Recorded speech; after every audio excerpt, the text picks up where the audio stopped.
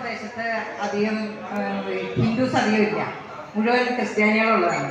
അപ്പോൾ ക്രിസ്ത്യാനികൾക്ക് എല്ലാവരും ഓണം ആഘോഷിക്കുന്നു, ഞങ്ങളും ഓണം ആഘോഷിക്കുന്നു, അങ്ങനത്തെ ഒരു ഇതുള്ളൂ. അല്ലാണ്ട് ഞങ്ങൾ പ്രത്യേകിച്ച് ഞാൻ ഓണത്തെ പറ്റി അറിയുന്നത് മുഴുവൻ ആ സമയത്ത് ഇറങ്ങുന്ന ഓണം വിശേഷാൽ പ്രതികൾ പത്രത്തിൽ നിന്ന് മറ്റു പുസ്തകങ്ങളിൽ നിന്നൊക്കെ. അപ്പം ഞാൻ അന്ന് ചെറുതിലെ തൊട്ട് നല്ല വായനയുള്ള ആളായിരുന്നു. അപ്പോൾ അതുകൊണ്ട് നമ്മുടെ MTയുടെയും IRയുടെയും ഒത്തിരി പേരുടെ ഓണത്തിൻ്റെ ഓർമ്മകൾ പല സ്ഥലത്തും വായിച്ചേക്കുമ്പോൾ ഇങ്ങനെയൊക്കെയാണ് ഓണം എന്നാണ് അപ്പോഴാണ് എനിക്ക് മനസ്സിലാവുന്നത്. ഞങ്ങളുടെ ഭാഗത്ത് ഞങ്ങൾ അവിടെ ഒരു പിന്നോക്ക പ്രദേശമായിട്ടുള്ളൊരു സ്ഥലത്താണ്. പിന്നെ പ്രത്യേകിച്ച് അവിടെയെല്ലാം ഒരു സവർണ ഹിന്ദുക്കൾ, പ്രത്യേകിച്ച് നായന്മാർ മേലോട്ടുള്ള ആളുകളൊക്കെയാണ് ശരിക്കുള്ള ഓണത്തിൻ്റെ ആഘോഷം. ഞങ്ങളുടെ പ്രദേശത്തൊന്നും അങ്ങനെ വലിയ ഓണാഘോഷം ഒന്നും കണ്ടിട്ടില്ല. വളരെ കുറച്ച് ചെറിയ എല്ലാവരും പൂക്കളം ഇടുന്നു.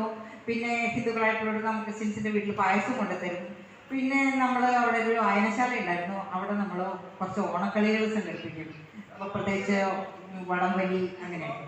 ഈ വടംവലി കഴിഞ്ഞിട്ട് സമ്മാനം കിട്ടുന്ന ആൾക്ക് കൊടുക്കുന്ന സാധനം ഒരു വാഴക്കൊലയായിരിക്കും. അപ്പോൾ ആ വാഴക്കൊല അപ്പോൾ തന്നെ എല്ലാവരും കൂടി തിന്നു തീർക്കും. അങ്ങനത്തെ അതാണ് എൻ്റെ ചെറുതിലെ ഓണം.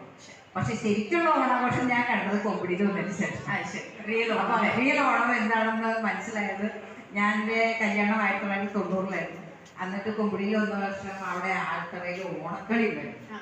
അപ്പോഴാണ് ആദ്യമായിട്ട് ഞാൻ ഓണക്കളി ഇതെന്ത് കളി, ഞാൻ അന്ന് ആദ്യമായിട്ടാണ് ഓണക്കളി എന്ന് പറഞ്ഞൊരു സാധനം കേൾക്കുന്നത്.